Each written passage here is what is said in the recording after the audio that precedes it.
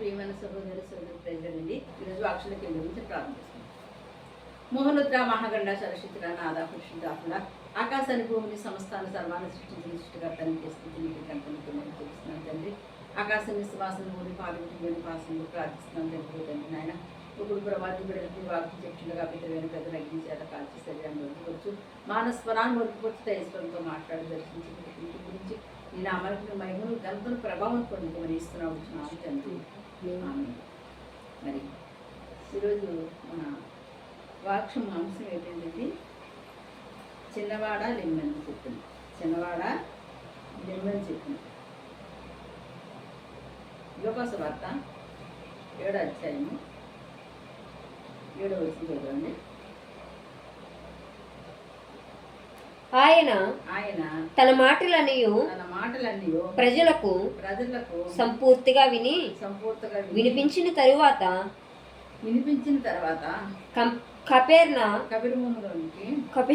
కపెర్నహూములోనికి వచ్చెను. ఒక శతాధిపతికి ప్రియుడైన దాసుడొకడు రోగి అయి చావ సిద్ధమై ఉండెను. శతాధిపతి యేసును గూర్చి విని ఆయన వచ్చి తన దాసుని స్వస్థపరచిన వలనని ఆయనను వేడుకొనుటకు యూదుల పెద్దలను ఆయన యొద్దకు పంపాను. ఆయన వద్దకు దేవునికి స్తోత్రం. ఇక్కడ ఏంటంటే ఆయన యేసుప్రభువు వారు పరిచయం చేస్తున్న సమయంలో ఆయన ఎక్కడ ఊరికి వచ్చిన కప్పిరమ్మని ఊరికి వచ్చినప్పుడు ఏంటంటే ఒక శతాధిపతి అంట తనకి ఇష్టమైన దాసుడు అంట ఏమి ఉన్నాడండి, రోగి ఉన్నాడంటండి. మరి ఆ రోగం ఎట్టి పరిస్థితుల్లో నిన్ను ముందు వాడినా ఏం చేసినా ఏమి ఇదైనా తగ్గడం లేదంటే అటువంటి పరిస్థితుల్లో అతనికి అనిపించిందంటే ఏమనిపించిందంటే యేసుప్రభువు వారు అనేక రోగులు స్వస్థపడుతున్నారు, దెయ్యములు ఎలగొడుతున్నారు అంటే ఇక్కడ అద్భుతకాలు ఆశ్చర్యాలను జరిగిస్తున్నారు కనుక మనం నిశ్చయముగా ఆయన దగ్గరికి వెళ్తే ఆయన దగ్గరికి మన దాసుని ఒకటి పంపితే మరి ఆయన నోటి మాట ఒక మాట చెప్తే నా దాసుడు బాగుపడతాడని నమ్మి విశ్వాసంతో అంటే తన దాసుని అంటే ఎక్కడ పంపించాడంటే యేసుప్రభువు వారి దగ్గర పంపించారంట. ఇక్కడ చదువుదామండి. వారు యేసునందుకు వచ్చి నీ వలన ఈ మేలు పొందుటకు అతడు యోగ్యుడు. అతడు మన జనులను ప్రేమించి మనకు సమాజ మందిరము తానే కట్టించినని ఆయనతో చెప్పి మిక్కిలి బతిమాలుకొనిరి. ఏమంటారంటే అయ్యా మరి అతను చాలా మంచి పని చేశాడు, ఇక దేవాలయం కూడా కట్టించాడు, చాలా మంచివాడు, అతను ఇటువంటి రోగం రావడం చాలా కష్టమైపోయింది కనుక నువ్వు ఏం చేస్తావు నాకు తెలియదు అని చెప్పాడు. చూసారండి, అంటే మనము ఏం కలిగి ఉండాలి చెప్పి విశ్వాసం కలిగి ఉండాలంట. విశ్వాసం అదిగా అన్నారంట. మన విశ్వాసంతో నమ్మకంతో ఉన్నప్పుడు తర్వాత ఉపకారంలో ధర్మం మర్చిపోకూడదండి. ఏం మర్చిపోకూడదండి అన్నట్లుగా మనం రోగశైలి ఎక్కువని ఆదరించను. ఎవరైతే మరి ఉపకారాన్ని ధర్మం మర్చిపోకుండా ఉంటారు అటువంటి వారికంట రోగం కలగక ఆయన బాగు చేస్తాడంట. అంటే బీదలను కటాక్షించేవాడు ధన్యుడు, ఆపత్కాలతో అన్ని కాపాడతాడంట. ఎవరై ఆపద వచ్చినప్పుడు, కష్టం వచ్చినప్పుడు, రోగం వచ్చినప్పుడు ఎవరు కాపాడతారండి? దేవుడే కాపాడతాడంట. మన ఉపకారాలకు పెట్టి మనం ఎలా ఉండాలి చెప్పండి? దేవుని ఎందుకు పవిత్ర కలిగి ఉండాలి, నలుగురు సహాయం చేయవారు ఉండాలి అంటున్నప్పుడు అంటే దేవుడు కృప ఆవరిస్తుందంట. ఇక్కడ ఎప్పుడైతే ఈ యొక్క శతాధిపతి దాసుని పంపించినప్పటికీ అతను చాలా గొప్పవాడు, చాలా కదా కార్యం చేశాడని చెప్పినప్పుడు అండి ఇక్కడ మరి ప్రభు వారికి ఏం చెప్తున్నప్పుడు చదువుదామని 7వ వచనం చదవమ్మా. అందుచేత నీ వద్దకు వచ్చుటకు పాత్రుడనని నేను ఎంచుకోలేదు. అయితే మాట మాత్రము సెలవిమ్ము. అప్పుడు నా దాసుడు స్వస్థపరచబడును. ఏమంటున్నాడంటే అయ్యా మరి ఈ యొక్క శతాధిపతి యేసుప్రభుని అంటున్నాడంట, అయ్యా నువ్వు ఎంత మాత్రము నువ్వు నా దగ్గర రావద్దు, ఒకవేళ దగ్గర రావడానికి నువ్వు కూడా నేను యోగ్యుని కాను, నువ్వు నోటి మాట చేత నీ దాసుడు స్వస్థపరచడం అని చెప్పే ఉంటే చాలు. నా దాసుడు చెప్పిపోతాడో స్వస్థపడుతుంది. ఎంత విశ్వాసం అండి, ఎంత నమ్మకం అండి. మరి యేసుప్రభు వారి మీద అతను ఎంతగానో నమ్మకం పెట్టుకున్నాడు, ఎంతగానో విశ్వాసం పెట్టుకున్నాడు. ఎందుకండి ఆయన యేసుప్రభు వారు చేసిన కార్యాలు చూశాడు. ఆయన ఎన్నెన్నో స్వస్థతలు ఇచ్చాడు, ఎన్నెన్నో రోగులు స్వస్థపరిచాడు, గుడ్డివారు కాళ్ళు ఇచ్చాడు, గుడ్డివారు చూపించారు. యేసుప్రభు వారు చేసిన మేళ్ళు అంటే ఆ నోట ఈ నోట విని తన విశ్వాసం ఏమైపోయింది చెప్పండి, బలపడిపోయింది కనుక అన్నాడు, అయ్యా నువ్వు స్వయంగా నా ఇంటిగా వచ్చి అక్కడికే వచ్చి ఆ బిడ్డను ముట్టడం అవసరం లేదు, నీ నోటి మాట చేత ఒక మాట చెప్తే చాలా అన్నాడు. చూడండి కదా, నేను సహ అధికారమునకు లోబడిన వాడును నా చేతి క్రిందను సైనికులు ఉన్నారు. నేను ఒకని పొమ్మంటే పోవును, ఒకరిని రమ్మంటే వచ్చును. నా దాసుని చేయమంటే ఇది చేయునని నేను చెప్పినట్టు ఆయనతో చెప్పుడని వారిని పంపాను. వారు ఏమన్నాడంటే అతను ఎవరనుకున్నారు శతాధిపతి అంటే అతను ఎంత చెప్తే అంతే, 10 మంది ఎలా చెప్తే అలా చేస్తారు. ఆయన ఒక అధికారానికి లోబడిన వ్యక్తి అయినప్పటికీ కూడా చూసారంటే ఎంత తగ్గించుకున్నపడవారంటే హెచ్చించబడతారంటే. ఎప్పుడైతే మనం తగ్గించుకుంటామో అప్పుడంటే మనం హెచ్చించబడతామంట. ఇతను దేవుని దగ్గరకు వచ్చినప్పుడు అండి, నేను ఒక పెద్ద అధికారిని పెద్ద అధిపతిని కూడా అనుకోలేదు. ఏమన్నాడు చెప్పండి, నేను దేనికి లోపడతాను చెప్పండి, అధికారానికి లోపడతాను. నువ్వు నాకు అధికారం ఉన్నావు పలికదు, ఒక్క మాట ఇచ్చాలి నా యొక్క దాసుడు స్వస్థపడతాను అనేసండి చెప్పాడంటే. 9వ వచనం చదవమ్మా. యేసు ఈ మాటలు విని అతని గూర్చి ఆశ్చర్యపడి తన వెంట వచ్చిచున్న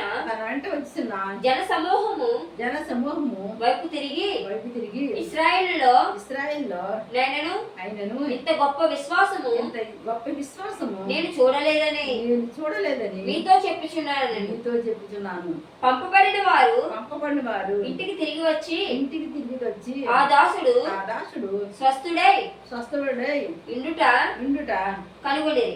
చూసారండి, అతనంట వీళ్ళు ఇంటికి వెళ్ళినప్పుడు అంటండి, ఎప్పుడైతే యేసుప్రభువు వారు మరి అతను ఏమనిసాడండి, అయ్యా నువ్వు నోటు మాడితే ఇక్కడ చెప్పు, అక్కడ నా దాసు బాగైపోతాడని చాలా చెప్పగానే ఏమైందంటే వాళ్ళ ఇంటికి వెళ్ళేటప్పుడు కంటే అతను స్వస్థపడి ఉన్నాడు. దేవుడికి స్తోత్రం. అప్పుడంటే యేసుప్రభువు వారు చెప్తున్నాడంటే అక్కడ శిశువుతో, అయ్యా నేను మనలో ఇశ్రాయేలుని కూడా ఇంత గొప్పవాడిని చూడలేదు, ఇంత విశ్వాసపడి నేను చూడలేదు, తన విశ్వాసము చాలా గొప్పది. ఎక్కడ ఎప్పుడు చూసినా సరే యేసుప్రభువు వారంట ఏ కార్యం చేసినా, ఏ స్వస్థత చేసినా, ఏ ఆశ్చర్యకరం చేసినా, ఏ సూచన కలిసి దేని వల్ల చేశాడండి, ఆ విశ్వాసాన్ని బట్టి. అందుకే నేను కూడా మా ప్రార్థన గొప్ప చాలా మంది ఫోన్ చేసి ప్రార్థన చేయమంటే నేను కూడా అంటాను, మీరు విశ్వాసంతో నమ్మకంతో మీరు ప్రార్థన చేయించుకోండి, దేవుడు మీ కార్యాలు నెరవేరుస్తాను. ఎందుకంటే మనం ఎప్పుడైతే విశ్వసిస్తాం, ఎప్పుడైతే నమ్ముతామో అప్పుడు దేవుడు ఏం చేస్తే చెప్పండి, మన విశ్వాసాన్ని బట్టి మన కార్యాలు జరిగిస్తారు. ఆయన యేసుప్రభువు ఎప్పుడు కూడా అదే పని చేశారు కనుక ఈ బైబిల్ గ్రంథంలో మరి ఆయన చేసిన పనులన్నీ కూడా ఎలా ఉన్నది, విశ్వాసం మీద ఆధారపడింది. విశ్వాసం లేకుండా నమ్మకం లేకుండా ఎవరు ఏదో చెప్తున్నారో వస్తే కాదు. ఏముండాలి చెప్పడం మొదట మీ పూర్ణ మనసుతో పూర్ణ ఆత్మతో దేవుని సేవించినప్పుడు దేవుని యొక్క ప్రార్థన ఆలకించి నీకు అద్భుతాలు చేస్తాడు. ఇక్కడ చూద్దామండి 11వ వచనము. వెంటనే ఆయనను ఒక ఊరికి వెళ్ళుచుండగా ఆయన శిష్యులు బహుజన సమూహమును ఆయనతో కూడా వెళ్ళుచుండేది. ఆయన ఆ ఊరి గావిడి వద్దకు వచ్చినప్పుడు చనిపోయిన ఒకడు వెలుపలకు మోసుకొని పోచుండెను. ఇక్కడ అంటే యేసుప్రభువు వారంట ఊరు దాటేశారు. అక్కడ అద్భుతం జరిగింది, ఆశ్చర్యకరం జరిగింది. మళ్ళీ ఇంకో ఊరికి ఆయన వెళ్ళిపోతూ ఉంటేనంటండి ఒక 4 మనుషులు ఒక చనిపోయిన వ్యక్తిని మోసుకుని వెళ్ళిపోతున్నారంట. ఆ దృశ్యం ఎవరు చూశారండి, యేసుప్రభువు వారు చూశారంట. అప్పుడు ఆయన చూడగానే మరి ప్రభు వారికి ఏం కలిగిందంటే అండి, అతని మీద కనికరం కలిగిందంటండి. ఏంటి అక్కడ ఇంకో దృశ్యం చూశాడు. ఏం దృశ్యం చూశాడంటే, అక్కడ 4 మనుషులు మోసుకెళ్ళిపోతుంటారు. వెనకాలంటే ఒక ఆడ మనిషి ఏం చేస్తుంది చెప్పండి, ఏడుచుకుంటూ వెళ్ళిపోతుందంటండి. ఆ విషయం అంటే యేసుప్రభువు వారిని కదిలించేసిందంట. చూసారండి, అక్కడ ఉన్న వాళ్ళు ఎవరు పట్టించుకోలేదు. జనసమూహం బోళ ముందు ఉన్నారు, ఎవరు కూడా చూడలేదు. కానీ ఎవరు చూసారండి, దేవుడు చూశాడంట. మన ఇంట్లో ప్రార్థన చేసుకున్నా, మన ఒక్కళ్ళు ప్రార్థన చేసుకున్నా, 4 ప్రార్థన చేసుకున్నా, 1 కోట్ల మందిని ప్రార్థన చేసుకున్నా, 10,000 మందిని ప్రార్థన చేసుకున్నా సరే ఎవరు చూడాలి చెప్పండి, దేవుడు మాత్రమే చూడాలి. ఆయన మాత్రమే చూసి ఆయన మాత్రం ఏం చేయాలి చెప్పండి, మనకి విడుదల ఇవ్వాలా. అయితే మాత్రం ఎంత మాత్రమో ఇది అవ్వమాట అండి. అక్కడ ఎవరు చూశారంటే ఆ దృశ్యాన్ని దేవుడు చూశాడంటండి. ఎప్పుడైతే దేవుడు చూశాడో, ఎప్పుడైతే ఆయన చూసి మరి ఎప్పుడైతే ఆ విశ్వాసాన్ని బట్టి ఆ యొక్క కుమారుని అంటండి, చూడండి అక్కడ చదవమ్మా. అతని తల్లికి అతను ఒక్కడే కుమారుడు, ఆమె విధవరాలు. ఆ ఊరి జనులు అనేకులు ఆమెతో కూడా ఉండిరి. చూసారండి, ఆ తల్లి కంటే ఒక్కడే కుమారుడు అంటండి. అందుకే కోసం మరి వెనక ముందు దిక్కుమొక్క ఎవరో లేరు. ఆ కుమారుడు తప్ప ఆధారం లేదు. పూర్తిగా కుమారుడు మీద ఆధారపడి ఆమె బ్రతుకుతుంది కనుక ఆ ఒక్కగానొక్క కుమారుడు చనిపోవడంతో ఆమె ఎంతో ఏమైపోయింది చెప్పండి, నిరాశకు గురైపోయింది, వేదనకు గురైపోయింది. అయినప్పటికీ కూడా ఆవిడకు నమ్మకం ఉంది. ఆ నమ్మకంతో ఆ యొక్క పాడు కూడా పరిగెడుతూ ఉంటుందండి. అటువంటి సమయంలో యేసుప్రభువు వారికి ఏం చెప్తున్నారు చూడమ్మా. ప్రభువు ప్రభువు ఆమెను చూసి ఆమె యందు కనికరపడి ఏడవవద్దని ఆమెతో చెప్పి దగ్గరకు వచ్చి పాడిన ముట్టగా మోచున్నవారు నిలిచిరి. దేవునికి స్తోత్రం. ఏం చెప్పండి, ఎప్పుడైతే ఆ యొక్క ఆమెతో అన్నానమ్మా ఏడవకమ్మా, నీకు ఏమి భయలేదమ్మా, నేను ఉన్నానమ్మా, నీ బిడ్డ నేను బాగు చేస్తాను, నీ బిడ్డ నేను లేవనెత్తాను, నీ బిడ్డ నేను అని చెప్పండి. సమాధి నుంచి 3 రోజులు లాజర్ని లేవనెత్తిన యేసయ్య ఆ బిడ్డ లేవనెత్తాడు నమ్మకంతో విశ్వాసంతో మరి ఉన్నాడు. కనుక ఏమన్నా అంటే ఏం చేసేది చెప్పండి, ఆ పాడు ముట్టగానే ఎవరైతే మోస్తున్నారో వాళ్ళు ఏం చేసేది చెప్పండి, ఎండ ఆగిపోయారంట. ఆగిపోయి ఆ మోసిన వాళ్ళు ఆగిపోయారంట. ఆగిపోయి ఆ యొక్క పాడిని కింద దించేశారంట. అప్పుడు దించగానే యేసు ప్రభు అక్కడ ఏం చెప్తున్నారు చూడమ్మా, ఆయన చిన్నవాడా లెమ్మని నీతో చెప్పుచున్నానుగా దేవునికి స్తోత్రం. ఏమన్నాడండి, చిన్నవాడా లెమ్మని ఎవరు చెప్పి చిన్నవాడు చెప్పినాడంట. అంత గొప్ప సంగతం. ఆ చిన్నవాడితో చెప్పగానే అతను అంటే దిగ్గులు లేచాడంట. చూడమ్మా, ఆ చనిపోయిన వాడు లేచి కూర్చుండి మాట్లాడసాగాను. దేవునికి స్తోత్రం. ఏం చేసి చెప్పండి, చనిపోయిన మనిషి అంటే లేచాడంట, మాట్లాడసాగాడంట. అబ్బాయి ఎంత గొప్ప సంగతి. మన దేవుడు ఎంత గొప్ప దేవుడు అండి. చనిపోయిన వారు సైతం లేవనెత్తి శక్తి ఎవరికని చెప్పండి, యేసు ప్రభువుకు మాత్రమే ఉంది. ఎందుకుందంటే ఆయన నిన్ను నన్ను పుట్టించిన దేవుడు, నీకు నాకు జీవాన్ని పోసిన దేవుడు, నీ కోసం నా కోసం ఆయన రక్తాన్ని కాల్చిన దేవుడు. ఆయనకి మాత్రం ఒక్కరు తప్ప ఎవరికి కూడా లోకంలో చనిపోయిన మనిషి బ్రతికించే ఎవరికైనా ఉందండి, ఎవరికి లేదు. ఎవరికని చెప్పండి, ఆ యేసు ప్రభు వారికి మాత్రం ఉంది. నీ కోసం నా కోసం ఆ కల్వరిని మారిపోయిన రక్తాన్ని కాల్చాడు ఆయన, త్యాగం చేశాడు ఆయన పరిశుద్ధుడు. ఆయన పరిశుద్ధుడు కనుక ఆయన పరిశుద్ధమైన రక్తం ఏదని చేస్తుంది కనుక అయితే చనిపోయిన ఒక కుమారుడు అంటే లేచంట చక్కగా మాట్లాడారు. జనాలందరూ ఆశ్చర్యపోతున్నారు. ఏంటిది ఆశ్చర్యం, చనిపోయిన బిడ్డనే మన కళ్ళే తిరుగుకుంటాను ఆయన ఎలా బ్రతికించాడంటే ఈయన ఒక గొప్ప ప్రవర్త. ఇది చాలా మరి నిజమైన దేవుడు ఈయన. దీన్ని చాలా అద్భుత ఆశ్చర్యాలు జరిగిస్తాను సార్. ఇంకా ఆశ్చర్యం కలిగిందండి. ఇక చూడ చదువమ్మా, ఆయన అతని తల్లికి అప్పగించాడు. చూసారా నేను అమ్మాయి ఇంకో మంది పెట్టారు వేడకి ఇంకా చాలు. చూసారా యేసు ప్రభు వారికి అంటండి, ఎవరైనా బాధపడినా దుఃఖపడినా వేదన పడినా కన్నీరు కాల్చిన సహించరాలండి. ఎందుకంటే ఆయనకు తెలుసండి ఒంటరిగా ఉంటే ఎంత బాధో ఎంత వేదనో. ఆయన ఒంటరితనాన్ని అనుభవించాడు. అది ఆయన ఆ వేదన తెలుసు, ఆ కష్టం తెలుసు, ఆ బాధ తెలుసు. కనుక ఎవరైనా ఒంటరిగా ఉండి మరి ఉండాలంటే ఆయనకి ఎంత మాత్రం ఇష్టం ఉండదంట. ఆమె ఆ కుమారుడు లేకపోతే ఒంటరి అయిపోతుంది, తన జీవితం వృధా అయిపోతుంది, దానికి ఏ దిక్కు మొక్కు లేదని ఆలోచన చేసి అక్కడ చెప్పండి దేవుడు నామ మహిమార్థమే అప్పుడు లేవనెత్తాడండి. అక్కడ దేవుడు నామం ఏమేం చెప్పండి మహిమపడ్డదండి. ఎందుకు మహిమపడ్డదంటే ఎప్పుడైతే దేవుని మరి నందు విశ్వాసంతో ఎవరైతే ఉంటారో మరి మనం కూడా ఉండాలంటే దేవుడు మాటలు విన్నప్పుడు ఎవరైనా నా బిడ్డకి ఇలా జరిగితే దేవుడు ఇలా బాగు చేశాడు, లేకపోతే నా భర్తకి ఇలా జరిగితే దేవుడు ఇలా బాగు చేశాడు, నా బిడ్డకి ఉద్యోగం ఇచ్చాడు, నా కుమార్తె వివాహం జరిగించాడని ఎవరైనా చెప్పినప్పుడు ఏంటండి మనం నమ్మాలంట. విశ్వాసంతో నమ్మకంతో అయ్యో వాళ్ళ బిడ్డకి అలాగే చేసిన దేవుడు నా బిడ్డకు కూడా చేస్తాడని ఎవరైతే నమ్ముతారో విశ్వసిస్తారో దేవుడు అట్లా ఖచ్చితంగా ఆ కుటుంబాలు కూడా ఆ కార్యం జరుగుతుంది. నమ్మిన వాళ్ళ సమస్యలు కూడా సమకూడు జరుగుతుంది. దేవునామానికి మహిమ కలుగును గాక. హల్లెలూయా. ఇస్తారు ఎంత గొప్ప దేవుడు అండి మన దేవుడు, ఎంత శక్తిమంతుడండి. ఆ తల్లికి ఎంతో సంతోషం, ఎంతో ఆనందం. అయ్యో నా భర్త చనిపోయాడే, ఇంకా నాకు ఎవరు లేరనుకున్నానే, నా బిడ్డ కూడా చనిపోయాడే, ఈ వేదన ఈ దుఃఖం ఈ కన్నీటితో నా జీవితం ఎలా గడపాలనేసి నేను కుమిలిపోతుండగా యేసయ్య నా కుటుంబం ఎంత అద్భుతకారం చేశాడు, నా కుటుంబం ఎంత ఆశ్చర్యకారం చేశాడు. ఏమి నేను ఆయన దాన్ని తీర్చగానే సెట్టండి. అవి ఎంతగానో దేవుని నామాన్ని ఏం చేసినట్టండి మహిమపరిచిన దేవుని నామానికి మహిమ కలుగును గాక. హల్లెలూయా. చదువమ్మా. అందరూ భయక్రాంతులై మనలో గొప్ప ప్రవక్త బయలుదేరి ఉన్నాడని దేవుడు తన ప్రజలకు దర్శనమును గ్రహించి ఉన్నాడని దేవుని మహిమపరిచిరి. దేవునికి స్తోత్రం. ఎవరిని మహిమపరిచాడండి? దేవుడు మహిమపరిచాడంటే నిజమే దేవుడు ఉన్నాడో, ఎవడుతున్నాడు, అద్భుతకార్యం చేసే దేవుడు ఉన్నాడు, ఆశ్చర్యకార్యం చేసే దేవుడు ఉన్నాడు, చనిపోయినా మనిషిని లేవనెత్తే దేవుడు ఉన్నాడు. దేవునికి స్తోత్రం. ఎవరి నామాన్ని మహిమపరిచారండి? దేవుడి నామాన్ని మహిమపరిచారు. కనుక మనకి కష్టం వచ్చినా, మనకు బాధ వచ్చినా, మనకు వేదన వచ్చినా, మనకు దుఃఖం వచ్చినా, ఏది వచ్చినా సరే మనం దేవుడి నిమిత్తం నిలబడాలా. అంతా నిశ్చిత్తం అనాలా.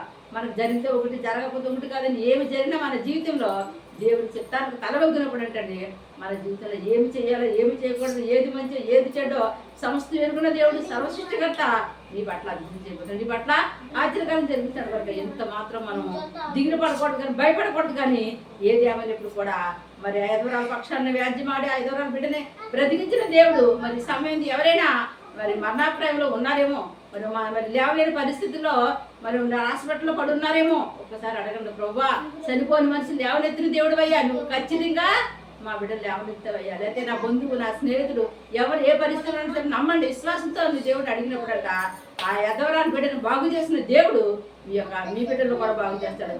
మీ యొక్క రక్త సంబంధులు కూడా ఆయన మేలు చేస్తాడు. దేవుడు నామానికి మహిమ కలుగును గాక. ఎంతో మంది మంచాల మీద లేవలేని పరిస్థితుల్లో ఎన్నో బాధలు పడుతున్నారు. అది కారణం ఏంటి తెలుసండి, మరి వాళ్ళు పడుతున్న బాధ వాళ్ళకి తప్ప ఎవరికి తెలుస్తుందండి, ఎవరికి తెలియదు కనుక.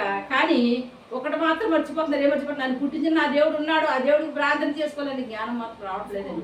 ఎప్పుడైతే జ్ఞానం వచ్చింది, ఎప్పుడైతే తెలివి వచ్చింది, ఎప్పుడైతే దేవుడికి మొరపెట్టారో ఆ దేవుడు ఆ యొక్క శిక్ష నుంచి అయినా విడిపిస్తాడు, ఆ బాధ నుంచి అయినా విడిపిస్తాడు, ఆ వ్యాధి నుంచి అయినా విడిపిస్తాడు. ఈ తల్లి ఏడవలు పెట్టా కదా కుమారుని దేవుడు బతికించాడు. అట్టిగానే మన కుటుంబంలో జరిగేది మనకు తెలుసు, మన బంధువులు కానీ మన రక్త సంబంధం ఎవరికి ఏదైనప్పుడు కూడా మనం ప్రార్థించినప్పుడు విశ్వాసం దేవుడి కార్యాలు మనం కూడా చూడబోతాం. ప్రార్థన చేసుకుందాం. మహోన్నతుడా, మహాగండ సరశుద్ధ నాదా పరిశుద్ధ కూడా ఆకాశాన్ని భూమిని సమస్తాన్ని సర్వాన్ని సృష్టించిన సృష్టికర్త, నీకు అసాధ్యమైనది ఏముంది, నీకు సమస్తము సాధ్యమని వేదన చేయగలిగిన సర్వ సృష్టికర్తలు తండ్రి, గోద విశ్వాసంతో సదాధిపతి వచ్చి ప్రభు తండ్రి నాయన తన దాసుని నాయన తండ్రి స్వస్థపరచుకున్నప్పుడు స్వస్థపరిచిన గొప్ప దేవుడు అయ్యా తండ్రి. తండ్రి ఎదవరాలు బాబుయా, ఏ దిక్కు మొక్కు లేదు, నా బిడ్డ చనిపోయాడని ప్రభావం దాన్ని గొళ్ళుని ఏడ్చుకుంటూ రోడ్డు మీద పరిగెడుతున్నప్పుడు బాబు నాయన దృశ్యాన్ని చూసి ప్రభా అద్భుతకరంగా తండ్రి చిన్నవాడాన్ని అమ్మన్నా తండ్రి, ఎంత గొప్ప దేవుడు తండ్రి నాయన. ఏసు తండ్రి నాయన, ఏసయ్యా తండ్రి, కృపగల దేవుడు, ప్రేమగల దేవుడు తండ్రి. ఎంతమంది అయితే మంచాల మీద మరణ పడకల మీద వ్యాధులు పడుతున్నారో లేస్తున్నాములో లేవనెత్తబడుతున్నారు. వరిషరవర వరి కందరవర వరి కంబరవర వరి కందర ధరశరవర రిషికర వరసర వేసి శక్తిగల నామంలో నదులేసి క్రీస్తు నామంలో పరిశుద్ధాత్మ దేవుని శక్తి వాళ్ళు కమ్ముకుండు కాక ఆ మరణ పడక నుంచి ఆ పడక విడిచి నాయన ఇగో తండ్రి ఈ బిడ్డ ఏ రీతిగా అయితే లేచాడో అట్లా లేవబడుతురు కదా. ఏసు రక్తంలో లేబడి ప్రభావ నాయన ఏసయ్య పరిశుద్ధ స్వస్థపరిచిన దేవానికి స్థుతులు తండ్రి నాయన. ఏసయ్య తండ్రి నాయన గొప్ప దేవుడి శక్తిమంతుడు తండ్రి నాయన. 3 రోజులు తుండిపోయిన శవాన్ని లేవనెత్తిన శక్తిని పొంద భావ్య, ఎదరాలు పడిన లేవనెత్తిన శక్తిని పొంద భావ్య. ఎంతమంది అయితే తండ్రి వ్యాధులతో కన్నీరు కానీ హాస్పిటల్లో పడి ఉన్నారో ఒక్కసారి కరుణ చూపించి కనికరం చూపించి లేవనెత్తమని అడుగుతున్నాను తండ్రి నాయన. పరిశుద్ధాత్మ వారిలో తండ్రి కుమార్తె నాయన బుద్ధిని జ్ఞాపకం చేసుకోండి. పరిశుద్ధ బిడ్డ లేవనెత్తిన భావ్య, నీ రక్తం చేత కడగన ప్రభావ, నీ రక్తాన్ని పోషించిన పరిశుద్ధాత్మ దగ్గర దిశారా నీకందారి కోరిక వేసి శక్తిగల నామంలో నదులేసి స్వస్థత కలుగును గాక. విడుదల కూడా బిడ్డ పట్టి పీడిస్తున్న దుష్ట దురాత్మ శక్తిని అగ్నిలో కాల్చి నడుచున్నాడు. మా ప్రార్థన గోపని ఇంకా ఎంతమంది అయితే ఫోన్ చేసి ప్రార్థన చేయించుకున్నారో ప్రభు నాయన. మరణ పడకల మీద ఎంతమంది ఉన్నారో ప్రభు నాయన, లేవనేసి ఎంతమంది ఉన్నారో ప్రభా. వ్యాధి బాధలతో కొట్టిమిటాడుతున్న బిడ్డను ప్రతి బిడ్డను కూడా వేస్తున్నాములో లేవనెత్తున్న ఏసు రక్తంలో శక్తి ఉంది, ఏసు నామంలో శక్తి ఉంది, గొర్రెపిల్ల రక్తంలో శక్తి ఉంది. నీ పరిశుద్ధాత్మ శక్తి చేత నీ దాని శక్తి చేత స్వస్థత కలుగును గాక. విడుదల కలిపి చీకటి పారిపోయినకేస్తున్నాములో వెలుగు కలిగినకేస్తున్నాములో పరిశుద్ధాత్మ సహాయం చేయమని తండ్రి నాయన. ఇదిగో తండ్రి నాయన బిడ్డల ప్రవర్తన ఎగ్జామ్ రాస్తున్నారు తండ్రి నాయన. ఒక్కసారి బిడ్డలు మీరు జ్ఞాపకం చేసుకోండి పరిశుద్ధాత్ముడా తండ్రి. ఇంట్రో సెకండ్ ఇంట్రో తండ్రి తండ్రి నాయన ఎగ్జామ్ రాస్తున్న బిడ్డలు ఉన్నారు తండ్రి నాయన. 10th ఉన్నారు పావ్య. ఒక్కసారి బిడ్డలు మీరు జ్ఞాపకం చేసుకున్నారు రాస్తున్న పరీక్షలో తండ్రి మీరు చేపెట్టి పరీక్ష రాయించండి ప్రభావ తండ్రి నాయన. మంచి కాకుండా పాస్ ఎప్పుడు తెచ్చి జ్ఞానం తెలియండి, జ్ఞాపశక్తిని అనుగ్రహించమని అడుగుతున్నాను తండ్రి. దూరదర్శన బిడ్డలు ఉన్నారు తండ్రి, వారి క్షేమం వచ్చి కృపను అనుగ్రహించమని అడుగుతున్నాను తండ్రి. అంటే కదా ముఖ్యంగా తండ్రి నాయన రక్షగా నాద మా భారతదేశాన్ని కాపాడు, మా ప్రపంచ దేశాలు ప్రభా ముందు కాపాడు ప్రభా. ప్రపంచ దేశాల్లో యుద్ధాల గురించి యుద్ధ సమాచారం గురించి ఇంటారని ప్రభా. ముందుగానే బైబిల్ గ్రంథం రాసిన రీతిగానే యుద్ధాలు జరుగుతున్నాయి బాబుయా. మీరే కరుణ చూపించి మీరే కటాక్షించండి ప్రభు నాయన. శాంతి సమాధానం లేకుండా ప్రభుత్వం ఇదిగో నాయన మనుషులు ప్రభుత్వం నాయన దాడులు చేసుకుంటున్నారు. ఒక్కసారి కనికరించి బాబు కరుణ చూపించి తండ్రి నాయన. వాళ్ళ మధ్య సమాధానం కలగజేయండి బాబు, ఎవరికి హాని జరగకుండా కాపాడండి ప్రభా. ఎస్ఐఆర్పి చేతులకు అప్పు చెప్తున్నాను తండ్రి నాయన. నీ చిత్తమే చిందించాలి ప్రభు, మంచిత ప్రకారం నెరవేర్చండి ప్రభు. సహాయం చేయండి ప్రభు తండ్రి. ఉదయకృష్ణ ఉంచినారు 1 వీధి మాత్రం 10 వీధి వరకు 10 బిడ్డని దర్శించండి, 10 బిడ్డని రక్షించండి. ప్రతి బిడ్డకి రక్షణ భాగ్యం తెచ్చేమని నడుస్తున్నాను తండ్రి నాయన. పరిశుద్ధాత్మని కుమరించిన తండ్రి ప్రతి కుటుంబాన్ని ఆశ్రదించి దీవించి ప్రతి కుటుంబానికి నాయన విడుదలనే విజయాన్ని చేకూర్చమని నడుస్తున్నాను తండ్రి. ఎవరికి ఏ కిడి రాకుండా కాపాడి కూర్చుని బిడ్డలందరూ కూడా దీవించి ఆశ్రదించుతారు. ఈ గురుగారు ఎంతమంది వాక్యం వింటున్నారో వాళ్ళ కుటుంబాలకు శాంతి సమాధానం కలగజేసి నెమ్మది కలగజేసి బాగా వాళ్ళకి ఆర్థికపరమైన ఇబ్బందిని చేస్తున్నాము విడుదల కలగజేయమని నడుస్తున్నాను తండ్రి. వాళ్ళు పడుతున్న తండ్రి దాని బాధ నుంచి వాళ్ళు పడుతున్నప్పుడు వ్యాధి నుంచి స్వస్థత విడుదల చేస్తున్నాములకు కలుగును గాక. సహాయించండి, దీవించండి, ఆశీర్వదించండి. ఏ శక్తివంతమైన నాముని ప్రార్థన అంతటా మీకు సమర్పణ చేసుకున్నాం మా పరమ తండ్రి. ఆమేన్. God bless you.